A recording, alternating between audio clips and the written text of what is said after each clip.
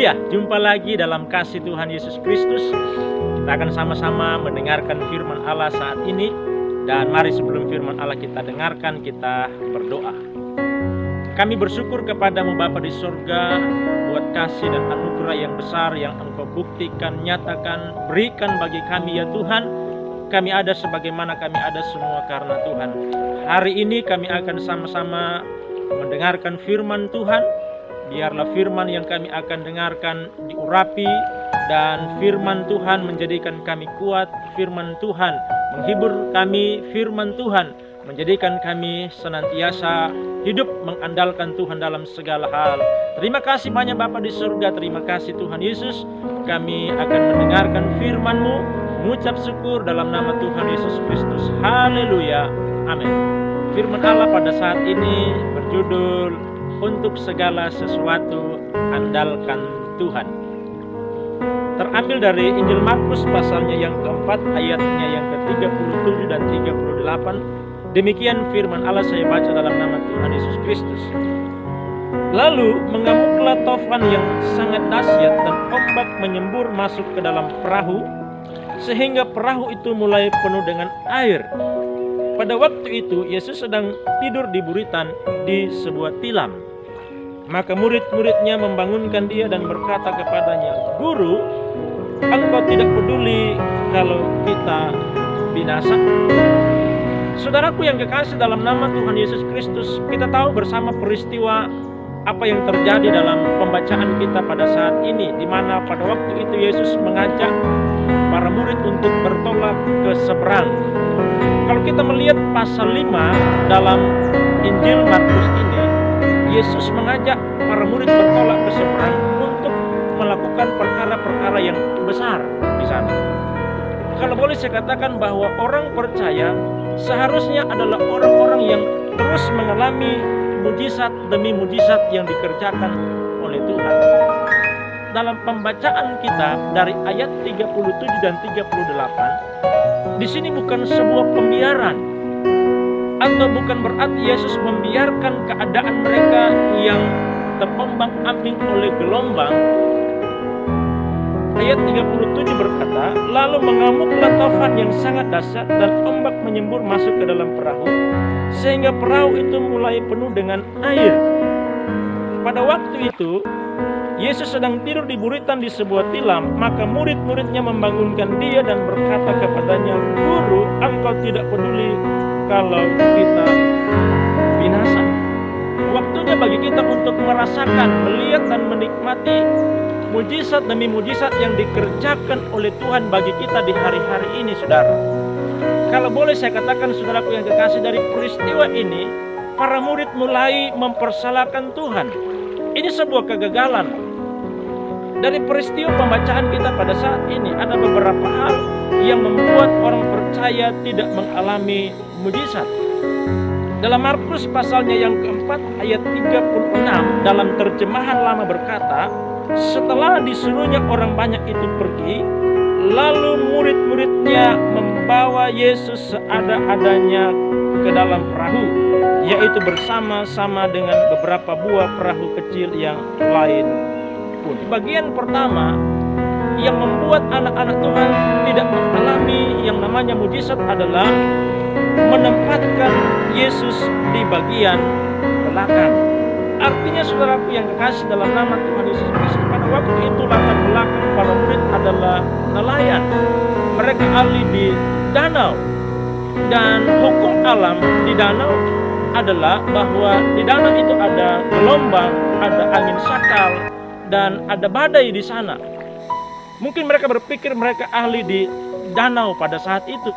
Saudaraku yang kekasih, tetapi kalau kita melihat ini sesuatu yang begitu fatal, menempatkan Yesus di bagian belakang. Dalam ayat 35 berkata, pada hari itu, waktu hari sudah petang, Yesus berkata kepada mereka, marilah kita bertolak ke seberang. Yesus yang memanggil mereka untuk bertolak ke seberang.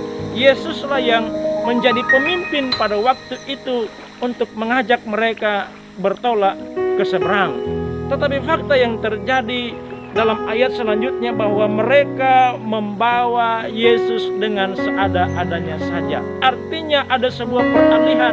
Ini sebuah kegagalan. Kenapa? Karena kita tahu bersama bahwa kita tidak bisa berbuat apa-apa di luar Tuhan. Bagian yang kedua, tidak memprioritaskan Tuhan dalam hidupnya. Mestinya ya orang percaya harus memprioritaskan Tuhan, baik itu dalam pekerjaan kita, baik itu dalam rumah tangga kita, baik itu dalam masa depan kita utamakan Tuhan dalam segala hal. Dalam terjemahan lama berkata tadi bahwa mereka membawa Yesus dengan seada-adanya saja. Artinya saudara, bahwa dalam hidup ini kita harus memprioritaskan Tuhan. Apapun kondisi kita, apapun keadaan kita, mari kita memprioritaskan Tuhan di atas segala-galanya dalam hidup ini. Dalam Injil Yohanes pasal 15 ayat 5 berkata, "Akulah pokok anggur dan kamulah ranting-rantingnya. Barang siapa tinggal di dalam aku dan aku di dalam dia, ia berbuah banyak. Sebab di luar aku kamu tidak dapat berbuat apa-apa." Artinya saudaraku yang kekasih, di luar Tuhan kita tidak bisa berbuat apa-apa. Sebab itu dalam kehidupan kita, apapun kondisi kita, mari kita utamakan Tuhan lebih dari segala-galanya. Kita prioritaskan Tuhan dalam kehidupan kita, baik itu dalam rumah tangga kita, dalam pekerjaan kita, dalam semua apa yang kita gumuli, dalam semua apa yang kita rencanakan, dalam semua cita-cita kita. Mari kita utamakan Tuhan, biar Dia yang berkarya dalam kehidupan saya dan saudara. Bagian yang ketiga yang membuat anak-anak Tuhan tidak mengalami mujizat adalah ketakutan dan ketidakpercayaan. Saya baca ayatnya yang ke-40. Lalu ia berkata kepada mereka, "Mengapa kamu begitu takut? Mengapa kamu tidak percaya?" Saudaraku yang kekasih, ketidakpercayaan dan rasa takut adalah senjata yang dapat membunuh iman anak-anak Tuhan. Menyertai para murid pada waktu itu adalah pribadi yang sanggup melakukan segala perkara. Dia sanggup melakukan segala mujizat. Dia sanggup melakukan yang tidak mungkin menjadi mungkin. Dia sanggup melakukan perkara-perkara yang di luar pemikiran manusiawi kita. Saudaraku yang kekasih, tetapi fakta yang terjadi bahwa ketika air mulai masuk memenuhi perahu mereka, ketika gelombang yang besar menerpa mereka, angin sakal pun datang menerpa perahu mereka, mereka khawatir, mereka takut pada waktu itu. Saudaraku yang kekasih dalam nama Tuhan Yesus Kristus, saya berkata bahwa hari-hari ini mari kita andalkan Tuhan dalam semua kehidupan kita, baik dalam rumah tangga kita, dalam pekerjaan kita, dalam setiap apa yang kita inginkan, kita utamakan Tuhan dalam segala hal. Dan saya mau berkata bahwa mari kita tumbuhkan rasa percaya kita kepada Tuhan, sehingga kita dapat melihat perkara-perkara yang besar dikerjakan oleh Tuhan bagi kita. Mungkin hari-hari ini kita sementara mengalami pergumulan. Mungkin hari-hari ini kita sementara mengalami yang namanya sebuah beban berat. Mungkin hari-hari ini kita mengalami tekanan. Mungkin hari-hari ini kita mengalami sebuah permasalahan yang secara manusia kita tidak mampu. Dalam Injil Matius berkata, "Marilah kepadaku semua yang letih lesu berbeban berat, aku akan memberikan kelegaan kepadamu." Pada saat ini kita diarahkan oleh Tuhan untuk datang kepada Dia, andalkan Dia dalam kehidupan kita, prioritaskan Tuhan dalam kehidupan kita. Niscaya dalam kehidupan kita akan melihat pertolongan Tuhan, kita akan merasakan pembelaan Tuhan, kita akan melihat pertolongan-pertolongan yang luar biasa yang dikerjakan oleh Tuhan di dalam kehidupan kita. Dalam Wahyu pasal yang ketiga ayat 20, "Lihat aku berdiri di muka pintu dan mengetuk.